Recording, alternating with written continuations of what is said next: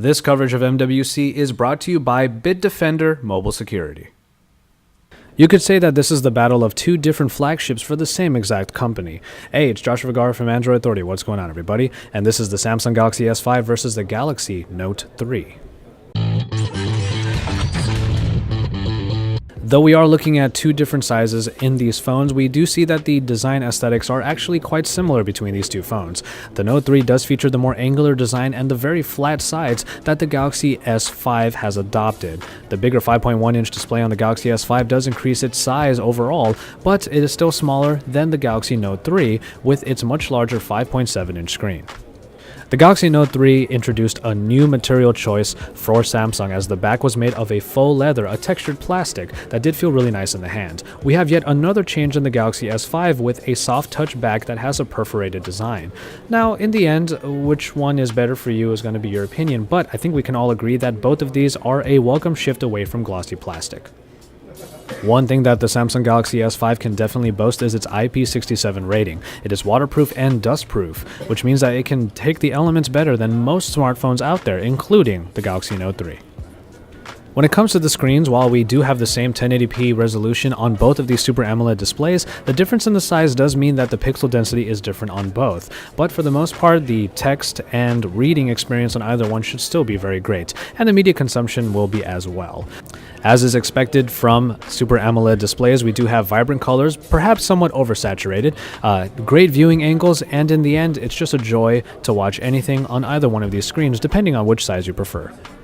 In terms of performance, the Galaxy S5 does have the upgraded processing package, being the phone that came out later. The Galaxy Note 3 is still incredibly smooth and fast, and the S5 is just about as good, if not better.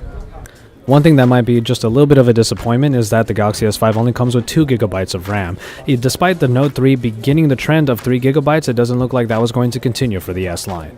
In the hardware department, we do have two somewhat different philosophies, as the Galaxy Note 3 definitely comes with that S Pen, the stylus experience that is pretty much one of a kind in the smartphone space. When you compare it and all of its additions that do make it onto the Galaxy S5, aside from the S Pen, we find that the Galaxy S5 has a very feature-heavy set.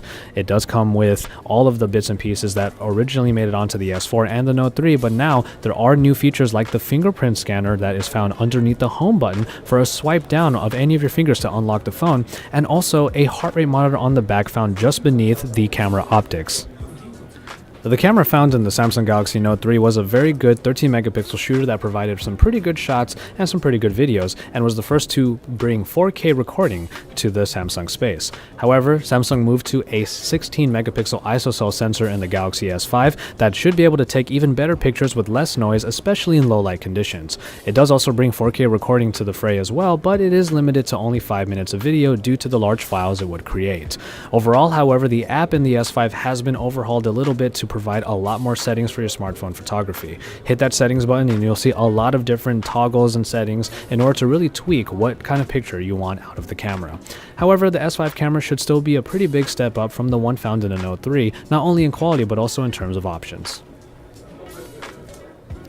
And finally, when it comes to software, we were looking for a bit of an update when it comes to the TouchWiz UI found in the Samsung Galaxy S5. Unfortunately, we didn't quite get it here, but it may not be that big a deal, as TouchWiz still performs very well despite some of its enhancements and maybe the need for an update that we are still going to end up waiting for. However, on the Galaxy Note 3, it does get the enhancements provided to it by the S Pen, which allow it to have a very great stylus experience that is somewhat one of a kind.